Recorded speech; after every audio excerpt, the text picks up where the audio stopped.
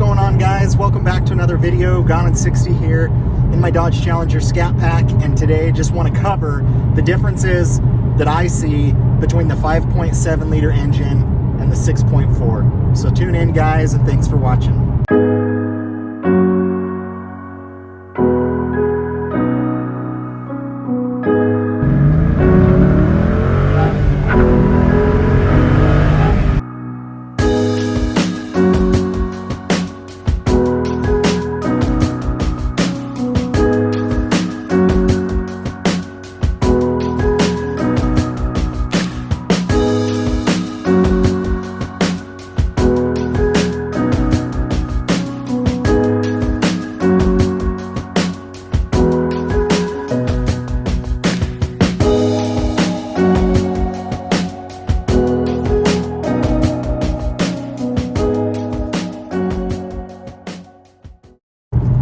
So many of you know that from some of my prior videos that I was really close to buying a 5.7 liter V8 Dodge Challenger, and it had the shaker option. It was red.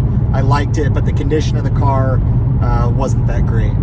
So I honestly am a big fan of the 5.7 liter, and I just want to compare it in my mind versus the 6.4. So this is just my thoughts, just my opinion. Love to everybody that has the 5.7 liter or those that have the V6. You're driving around the coolest looking car that there is. So it's something for everyone. And you know, I just had one of my followers on Instagram say, hey, I really wanted a Scat Pack, but I went with the GT because it has all-wheel drive, and he needed it for a daily driver. I daily drive mine here in Utah. Haven't had trouble with it yet, but he lived kind of in the Midwest, and he showed a picture of like a foot of snow on his car. And so that's definitely an instance where I say, yeah, you made the right move. But you know, there's something out there for everyone, and that's what I love about Dodge and the different trims and everything that they offered. So as it pertains to the 5.7 liter, they're a very torquey engine. I think they put out 375 horsepower and 385 pound-feet of torque, which is a lot. It's nothing to shake a stick at. I mean, that's a lot of power. The 6.4 puts out 485 horsepower and 475 pound-feet of torque. When I was driving the 5.7 liter, I hadn't drove a Scat Pack yet, or the 6.4, and I was driving around, and it had everything I wanted. The sound that Dodge does is just perfect. Whether you mod your exhaust or not, the sound, Dodge just does it right. They get the sound. They just sound so awesome upon startup. 5.7's no different. Sound amazing.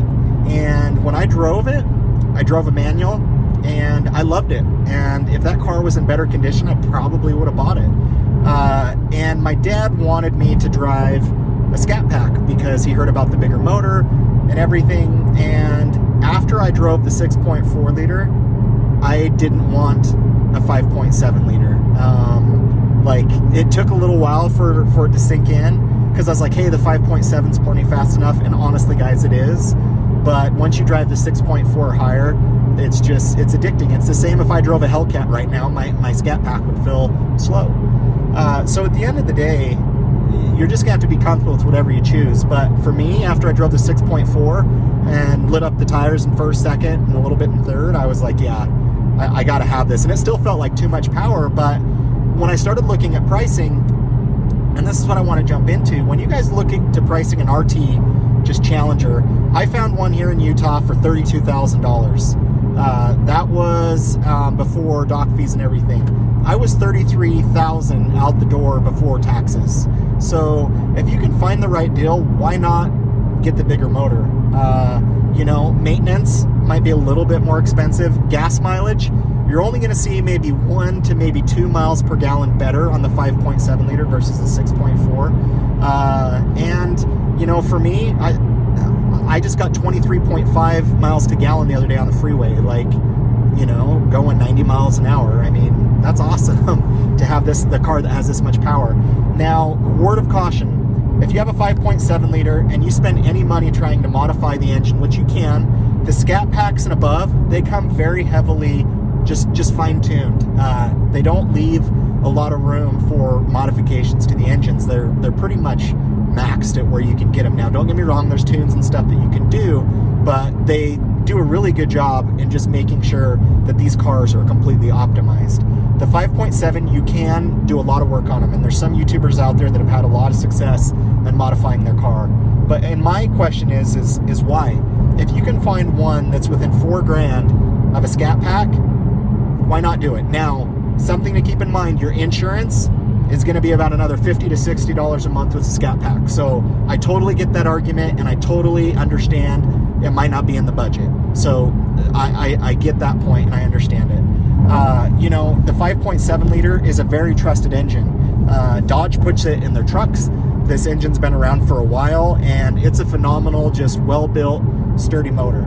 So, you know, for me, I think there's a lot of positives to each engine.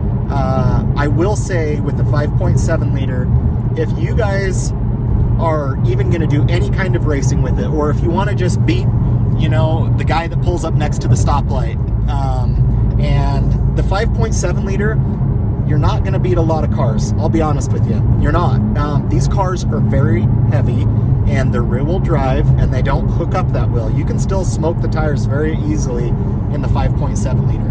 But I can promise you guys that even some of Chevy Camaro V6s, or even Ford's 4-cylinder turbo, it'll keep up with the RT, if not beat it in some instances. So guys, they're heavy cars. They're so much heavier than a lot of cars out there, and even like my Infiniti that I sold, it would keep up and probably beat in some instances a 5.7. Now, if you're not out there to race it, if you just want the sound, if you just want to shift the gears, if you just want that loud kind of Hemi, just V8, it's a great option, and it's a great car. You'll still get plenty of fun out of it. There's still so much power. The car is still very, very torquey. That's one thing that I loved about it, is it still felt like it really had a lot of power to it. So anyways, that's just kind of my perspective, is I kind of look at the two options. For me, after owning the 6.4, I could not go to a 5.7. I just couldn't, just because of the power difference. And you know, there's even sometimes I drive my Scat Pack and I'm like, man, I wish I had a little bit more power. But I think that's something that just us as humans will always have in us, where we just want something better, we want something faster, we want something bigger. And you know, that's okay. You know, you have to, at the end of the day, just decide, hey, this is enough for me and this is what I want. But the beauty of what Dodge does is the cars from the outside look the same, other than a couple maybe badges, maybe a few differences to the spoiler, but the cars look the same, and you guys are going to look awesome driving down the road. So much love to anybody out there, no matter what ride that you have. But those are my just kind of 2 cents. That's my opinion on the reasons that I think the 6.4 is the better option over the 5.7. But if it comes down to budget, and you just want to get into a V8 car as a starter car, as something that you know maybe isn't going to be the fastest, but you still want that torque, you want that sound, you want that power, it is a phenomenal option at a great price that you guys can get into them for. But if you can't afford the 6.4 liter, I guarantee that I recommend that you guys won't be let down by that. So anyways, guys, appreciate all the love and support on the channel. Appreciate you guys out there.